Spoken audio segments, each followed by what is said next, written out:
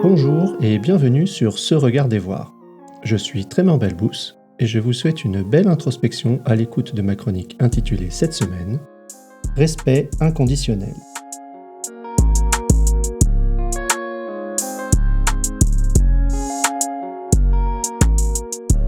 Respect inconditionnel. Autocensure pertinente.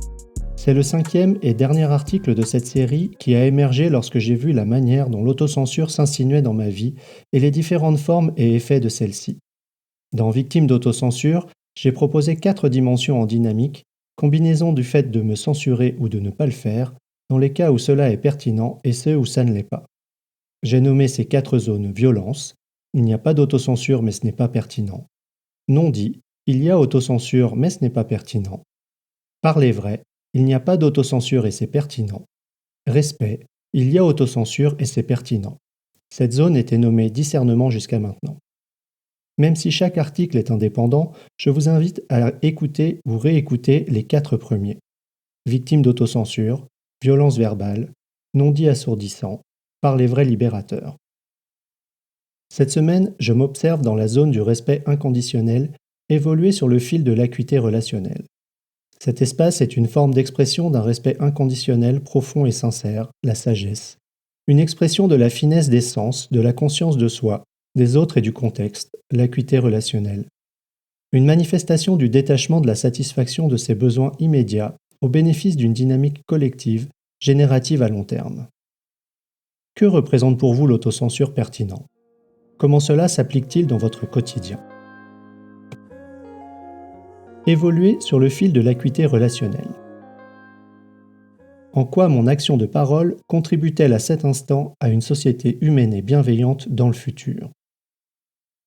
Je quitte la zone du respect inconditionnel dès que, dans le contexte, je perds le sens de la censure et de la pertinence. Pour préserver le respect inconditionnel, je façonne et affine ma qualité de conscience, mon acuité relationnelle et contextuelle.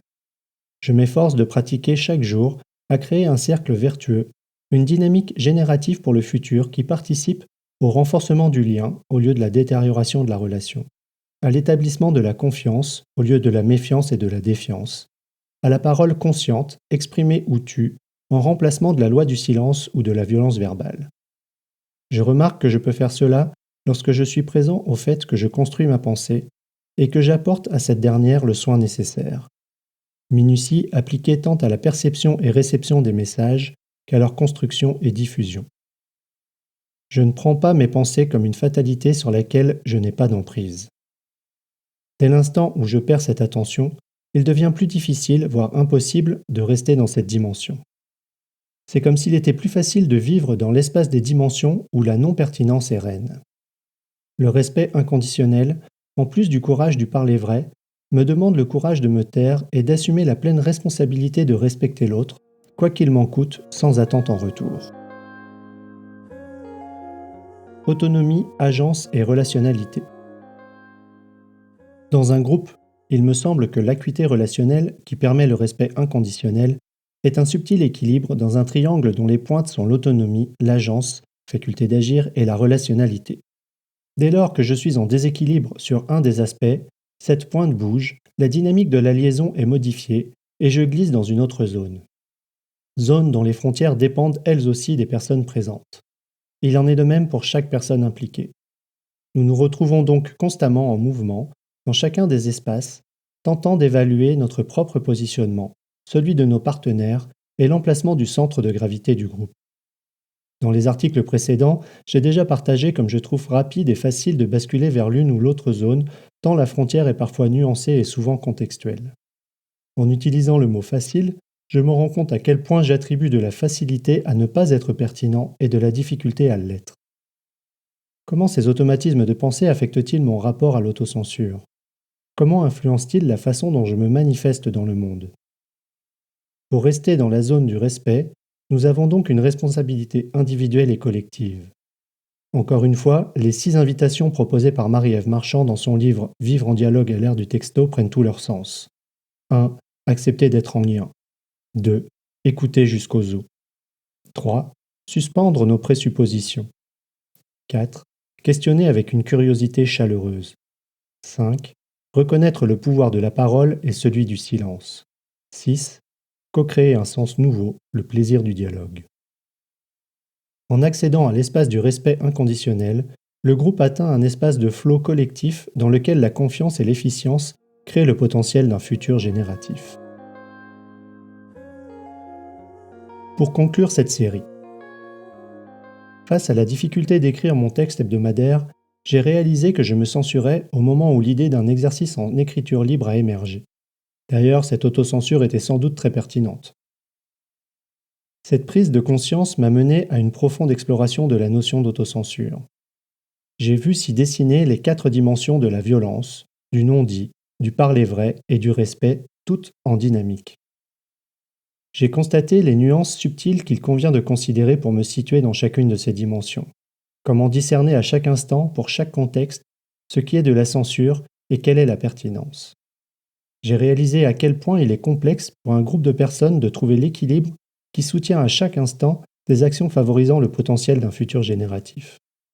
J'ai senti l'importance d'apporter un grand soin à la détection des automatismes des pensées. Je me suis façonné un outil, une grille de repérage, qui m'aide à me situer et à naviguer. Vous pourrez d'ailleurs la télécharger. Je savais déjà que mon intention guide mon attention. J'ai saisi toute l'importance de la clarté d'une intention sincère pour me situer. Se regarder voir et se voir regarder s'avère une pratique essentielle pour améliorer ma qualité de conscience. Et ma qualité de conscience s'avère être une aptitude essentielle pour améliorer ma pratique de se regarder voir et se voir regarder. Pour résumer, le respect inconditionnel invite à évoluer sur le fil de l'acuité relationnelle.